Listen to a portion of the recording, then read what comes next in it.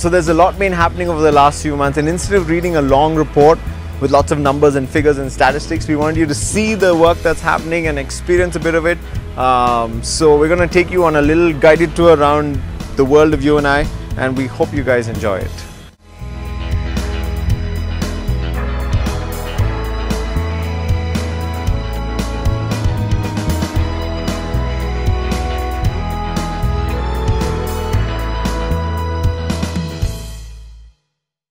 Hey, so we have been hard at work, very hard at work for the last 2 months at UNI, and we wanted to quickly tell you about some of the work that's been happening, especially about 4 different projects. The first one's called 7 Days of Change, which is essentially a project, a volunteer-run project, which happens every day of the week in different parts of the city in partnership with many different orphanages and NGOs.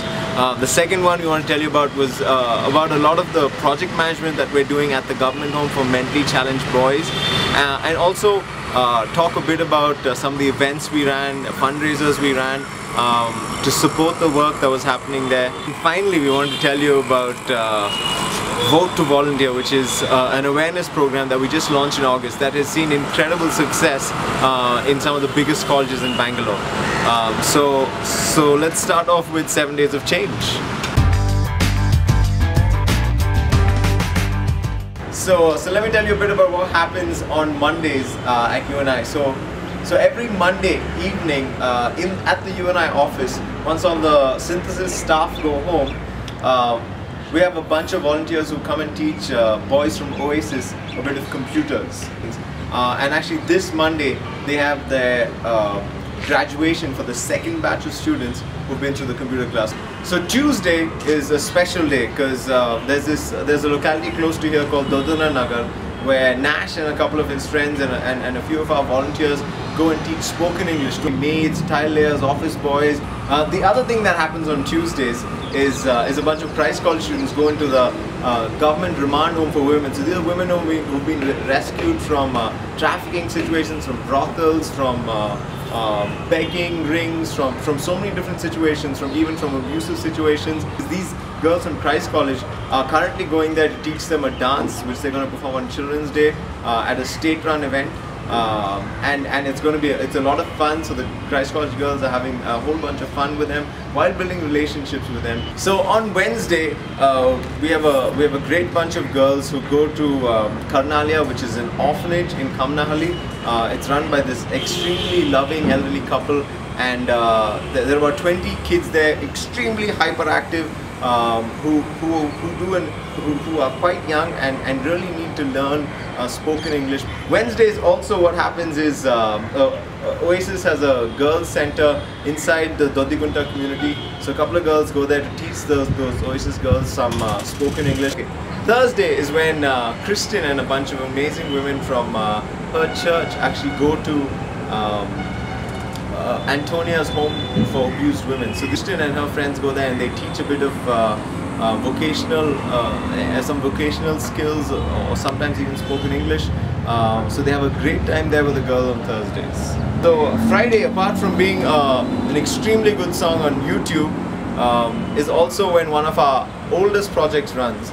Where we have a spoken English class for the Oasis boys and girls right here at the UNI office. There's 4 different batches which run simultaneously. There's beginner, there's intermediate, there's expert, and some batch running in between all those batches, and it's exciting. Saturday is not just the weekend at UNI. We work 7 days a week, so we have a great team of volunteers led by Akash and Kavi, who go to Shishu Mandir. So they go there and they help out at the vocational training center. They teach spoken English, learn good conversational English. For the last 2.5 years, a team of volunteers has been faithfully going to the government home for mentally challenged boys. And it's a project where you get to spend your afternoon, your Sunday afternoon, which is normally siesta time, but you get to spend it with an amazing bunch of volunteers, and more importantly with an amazing bunch of 72 kids who've been abandoned by their families, left no home. Sunday is a great time. You get to do some activities, some fun stuff, and play with these kids at the government home for mentally challenged boys. So here's your week, and you can pick which day of the week you want to be involved in. So 7 days of change, you can pick your day and you can make a difference.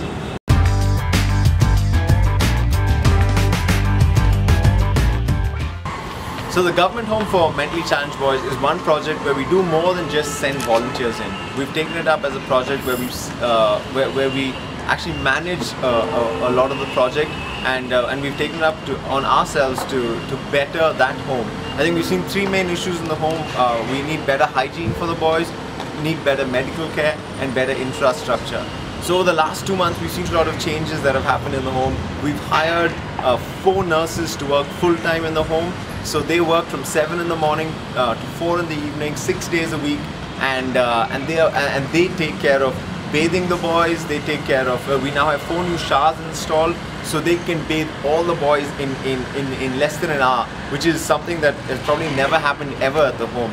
So these nurses actually wash all 72 boys every single day, which has seen a huge decrease in the number of skin diseases and skin issues that the boys have had. They also do a lot of physiotherapy for the boys.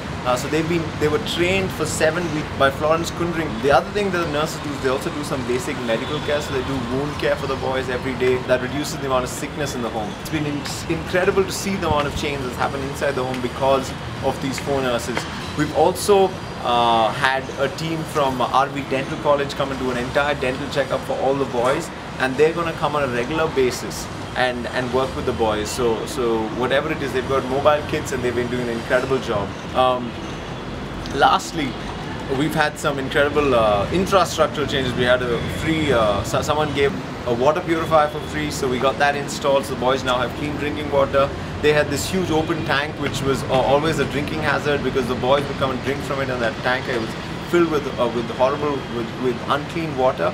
So what happened was we covered the tank with a metal sheet, and so now the boys can't drink that water. And lastly, we had mosquito meshes installed in all 20 windows in the dormitories, so mosquitoes can't get to the boys now. So it's been a great 2 months, and we've seen a huge amount of change in that place. So some of our volunteers belong to a Latin community called Corazin Latino, and it's an amazing bunch of expat women from different countries. And Cynthia and Jessica especially, along with Claudia, have been really involved with the home, and they hosted a Latin food festival where they had food from 11 countries and cooked by 31 different families to raise money for the boys' home. And so it was an incredible event. We had dancing, singing, raffles, auctions. It was a great day, and lots of yummy food obviously. And we raised just over 2 lakhs on the day for the boys' home. We also had quite a few different teams come and visit the government home. So we had a team from Strategic Outsourcing, which is a BPO close to Koramangala, and we had the youth from Hudson Memorial Church, and we had a group of students from St. Joseph's College come and really spend some time at the home with the boys. That was great seeing these different people come and spend time at the home and really engage with the boys.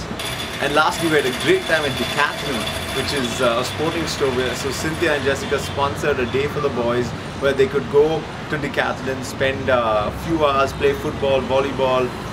They've got a whole bunch of activities, have a few races. So we took about 35 of the boys from the home.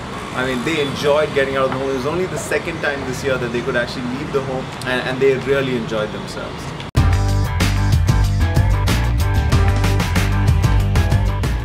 So in the last few months, we've also managed to get into a few of the colleges, some of the top colleges in Bangalore, and run our awareness program, which is called Vote to Volunteer. It's been an incredible time because we really believe that when you volunteer, you vote for the kind of community you want to live in daily. So Vote to Volunteer is our awareness program that we've been running in colleges across Bangalore. We ran a pilot program in St. Joseph's Arts and Science College, which went really well. What we did was we brought in speakers from many different NGOs and orphanages to share their story with the students, and that really impacted them. We also shared a bit about the UNI story, and then at the end of the day we gave them an opportunity to get involved. So far we've done this in St. Joseph's, in JNC, and in Mount Carmel. We've had nearly 100 students commit to volunteer, and we're now in the process of following up with them and making sure that they really deliver on that commitment and make a difference in people's lives.